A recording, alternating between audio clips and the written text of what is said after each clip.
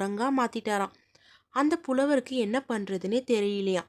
அவரும் குரங்குங்க சாப்பிடுற மாரியே பழம், செடி, கொடிங்கள சாப்பிட்டுட்டு உயிர் வாழ்ந்துட்டு இருந்தாராம். ஒரு நாள் பாக்தாத் நகரம் அப்படின்ற நகரத்துக்கு போலாம் அப்படின்னு முடிவு பண்ணி ஒரு கப்பல்ல ஏறி உட்கார்ந்தாராம். இந்த நகரத்து அரசருக்கு ஒரு அவை புலவர் வேணும்னு சொல்லிட்டு எல்லா புலவர்களுக்கும் கோரிக்கை விடுத்திருந்தாராம். அப்போ இந்த குரங்கு புலவரும் எழுதி போட்டிருந்தாராம். அரசருக்கு குரங்கு புலவர் எழுதி போட்ட எல்லாமே பிடிச்சிருந்ததுதான். அப்போ குரங்கு புலவரையே அவை புலவரா எடுத்தோன்னா அங்க இருக்க மந்திரிங்கெல்லாம் ஏத்துக்கவே இல்லையா இத.